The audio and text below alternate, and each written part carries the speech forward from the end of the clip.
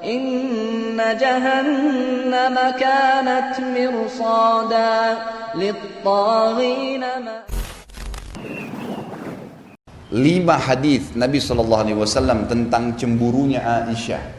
Ini saya sering luruskan. Banyak orang subhanallah menyalahkan Aisyah radhiyallahu anha, ummul mukminin. Aisyah aja cemburu. Salah ini.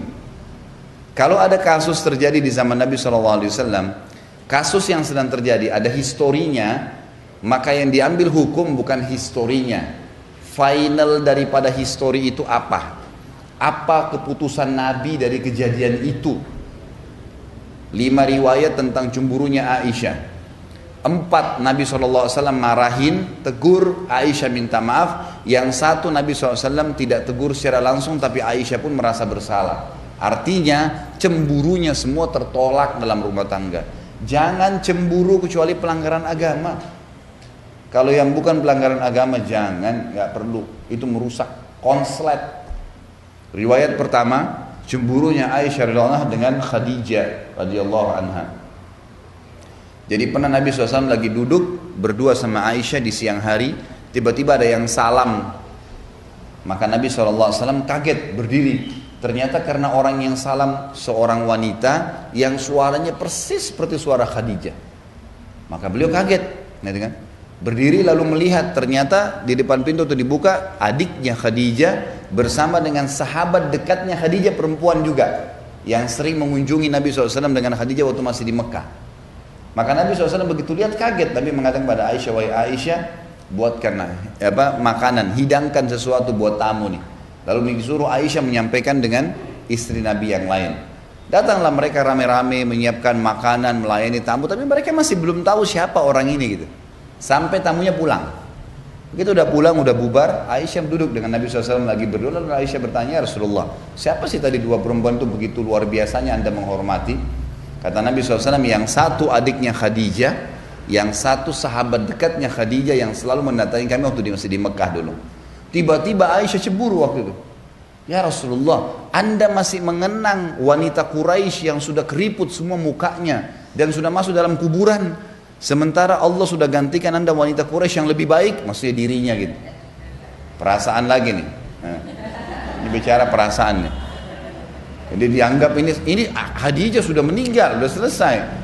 Apa kata Nabi SAW? Lihat, ini historinya ya, cemburunya Aisyah tentang Khadijah. Maka kata Nabi SAW, demi Allah tidak ada yang menggantikan Khadijah wahai Aisyah. Dialah yang telah beriman kepada saya di saat orang-orang masih belum ada yang beriman. Memang betul Khadijah wanita pertama yang beriman.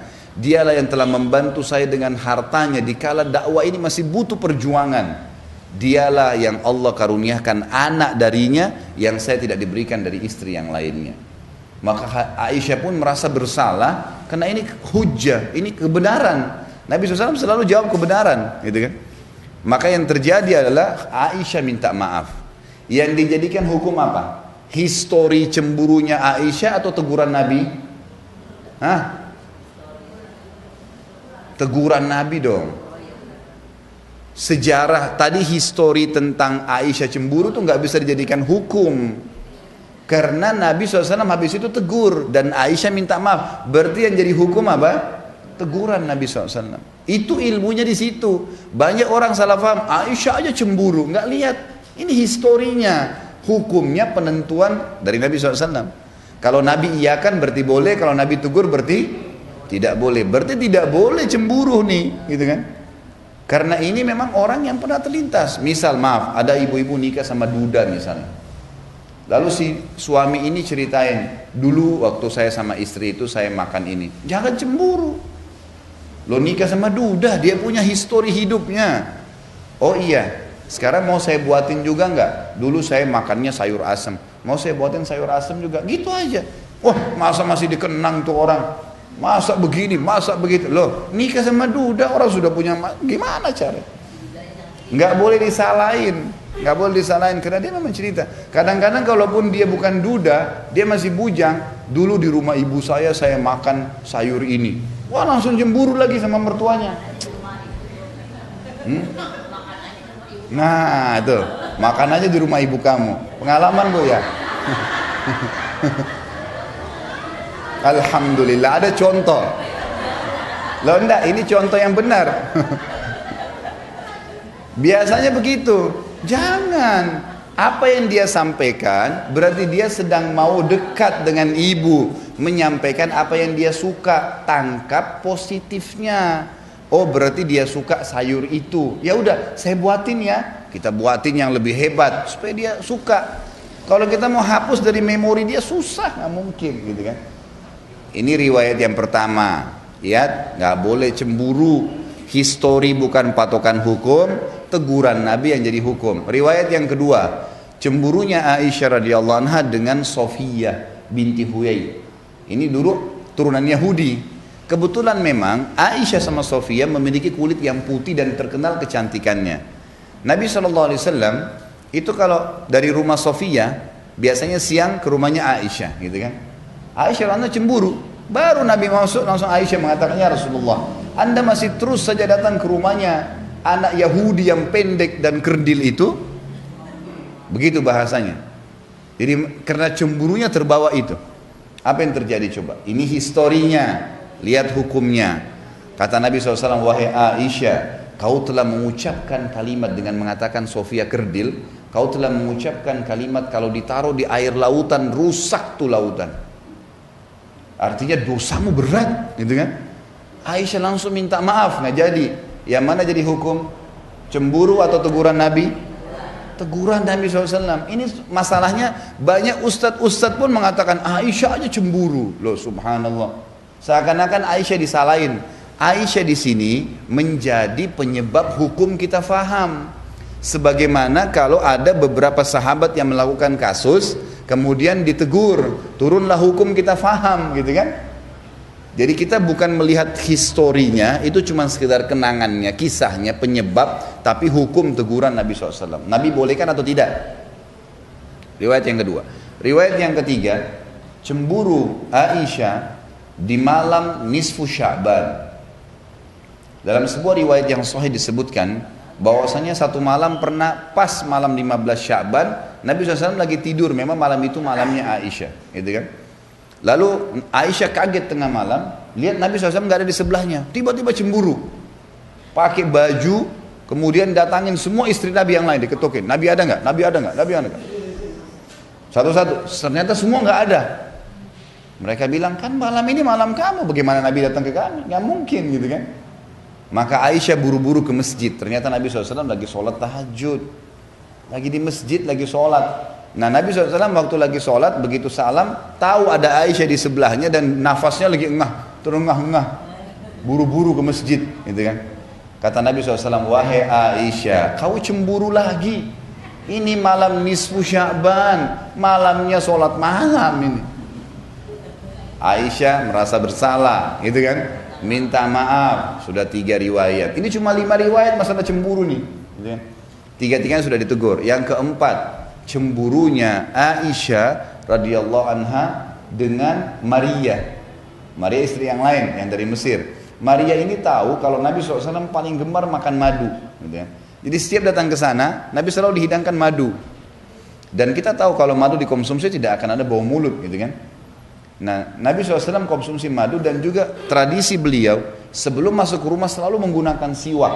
Kalau kita pakai sikat gigi mungkin sekarang ya, itu selalu agar bau mulutnya wangi pada saat ngobrol sama istri, mungkin dia akan ciuman dan seterusnya. Itu tradisi Nabi SAW. Maka Nabi selalu menjaga. Maka Aisyah tahu kalau ini di rumahnya Maria selalu dikasih madu.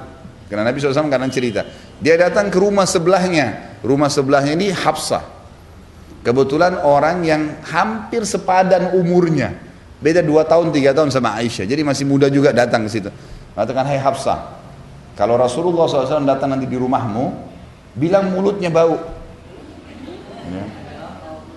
Kata Hafsah, kenapa? Karena dia dari rumahnya Maria makan madu, kamu sama saya nggak punya madu, kita tidak bisa hidangin. Kan itu. Jadi biar Nabi SAW nggak makan madu lagi rumahnya Maria. Baiklah, Hafsah setuju. Gitu kan? Ini bertawun dalam hal yang tidak baik nih. Jadi akhirnya Aisyah pulang ke rumahnya sudah sepakat. Ini kan tetangga-tetanggaan, istri Nabi kebanyakan tetangga-tetanggaan. Yang satu-satunya jauh cuma Maria, memang agak jauh di pinggir kota Madinah rumahnya, gitu kan. Maka Nabi SAW datang ke rumah Aisyah. Kemudian Aisyah mengatakan, baru masuk ya Rasulullah mulut anda bau. Kok bisa? Saya sudah pakai siwak. Nggak mungkin orang sudah sikat gigi segar kemudian bau. Dan saya cuma makan madu. Pokoknya bau ya Rasulullah. Rasulullah sudah tahu ini ada masalah nih. Ini pasti permainan lagi nih. Baiklah, Nabi SAW keluar. Karena biasanya siang hari beliau memang mendatangi rumah-rumah istrinya gitu kan. Datang ke rumah Hafsah. Hafsah juga baru masuk, ya Rasulullah mulut anda bau. Oh, saya enggak, saya sudah pakai siwak, saya juga udah cuma makan madu. Pokoknya bau ya Rasulullah. Rasulullah SAW sudah tahu nih, ini ada masalah berdua ini. Rasulullah enggak ke rumah yang lain lagi, langsung ke pinggir kota Madinah. Kemudian duduk memikirkan, ini kenapa sih mereka ini buat gini gitu kan. Seperti itulah bahasanya. Lewat seorang sahabat bilang, ya Rasulullah ada apa? Jadi, bisakah saya bantu? Kata Nabi SAW, hari ini saya haramkan madu. Gak boleh lagi umatku minum madu, gitu kan? Langsung pada saat itu Jibril bawa ayat surat Tahrim ayat 1. Hai Nabi, kenapa berani-berani kau haramkan madu hanya karena mencari ridho istrimu? Mendengarkan ayat ini turun, Aisyah dan Hafsah minta maaf. Langsung minta maaf, gak berani lagi, gitu kan? Yang terakhir ini 4 ingat 4 riwayat semuanya permintaan maaf dari Aisyah dan historinya karena cemburu yang salah. Hukumnya adalah teguran Nabi SAW, tidak membolehkannya. Gak ada lagi mulai hari ini cemburu dengan mertua, dengan ipar, dengan perlu. Kecuali pelanggaran agama ya lain. Misalnya dia bergaul bebas, nah itu haram, gak boleh tegur. Ada sembarangan orang telepon yang memang betul-betul bisa berbahaya bagi rumah tangga, itu lain. Riwayat yang kelima adalah riwayat cemburunya Aisyah dengan Ummu Salamah radhiyallahu anha ajmain. Ummu Salamah ini istri Nabi yang paling tua umurnya. Yang lain semuanya itu tidak tua, gitu kan? Karena semalam ada yang tanya saya di pengajian di Blok M Square itu, Ustadz, katanya kalau ada yang mau menikah lagi, mungkin ini dari ibu-ibu pertanyaannya gitu. Nabi kan menikahnya sama janda-janda tua semua. Jadi kalau suami mau nikah silakan nikah sama janda-janda jelek tuh. Gitu pertanyaan kertasnya gitu. Ini saya bilang sudah jelas nih, ini dari ibu-ibu. Dan saya sudah tahu bagaimana menangani ibu-ibu ini, perasaan terus. Saya bilang gini, riwayat yang kisah yang mengatakan istri Nabi semua tua itu nggak benar. Satu-satunya istri Nabi yang tua hanya Ummu Salamah. Yang lainnya semua masih muda, cuman memang janda, gitu kan? Rata-rata dinikahi oleh Nabi SAW umurnya di bawah 30 tahun semua itu. Khadijah lain, kita sudah meninggal. Khadijah kan waktu di Mekah sendirian, nggak ada madunya Khadijah. Waktu menikah umur 40 tahun. Menikah dengan Nabi SAW di umur 40 tahun, Nabi SAW umur 25, beda 15 tahun waktu itu. Dan Nabi SAW dikaruniai 6 orang anak dari Khadijah, gitu kan? Setelah itu masih melahirkan. Baik, kita bicara ini fase Madinah, istri-istri Nabi setelah poligami, gitu kan? Setelah kasus poligami, karena di Mekah tidak ada poligami selama Khadijah masih hidup. Waktu Khadijah sudah meninggal, maka Nabi SAW menikahi 2 wanita sekaligus, Aisyah dengan Sauda. Ini dengan waktu yang bersamaan, gitu kan? Jadi kita lihat Ummu Salamah ini satu-satunya istri Nabi memang yang berumur, dan beliau sangat bijaksana. Orangnya itu dewasa, orangnya sangat dewasa karena sudah berumur. Jadi tidak ada ikut-ikutan dalam kasus cemburu-cemburuan nih, gitu kan. Ummu Salamah pernah memberikan hadiah senampan kurma ke rumah Aisyah. Niatnya baik, karena waktu itu Nabi SAW lagi duduk di rumah Aisyah, niatnya supaya dimakan berdua sama Nabi SAW. Niatnya baik, gitu kan. Waktu tiba nampan tersebut dan yang bawa pembantunya Ummu Salamah, Aisyah lihat, gitu kan. Ini pembantu Ummu Salamah, langsung cemburu lagi. Cemburunya ini, masa orang ini sudah tahu waktu saya kok masih mengganggu, padahal sebenarnya dia tidak tangkap nih maksudnya. Makanya jangan pakai perasaan, pakai pikiran. Ini kalau perasaan suudzon terus orang, gitu kan. Akhirnya ditepis lah, Aisyah langsung berdiri, langsung ditepis nampan itu, berantakan sebuah kurmanya. Kata Nabi SAW waktu itu, ini hadis yang, ini riwayat yang kelima ya. Kata Nabi SAW kepada pembantu Ummu Salamah, pungutlah kurma-kurma ini, ibumu lagi cemburu. Udahlah. Itulah. Akhirnya Aisyah malu sendiri, Aisyah ikut mengumungut kurma itu. Dan akhirnya dimakan juga, gitu kan. Yang jadi hukum yang mana? Histori atau penentuan Nabi SAW. Jadi tidak ada cemburu kecuali pelanggaran agama terjadi. Ini akan lebih meringankan hatinya ibu-ibu. Luar biasa tenang hatinya kalau ini selamat.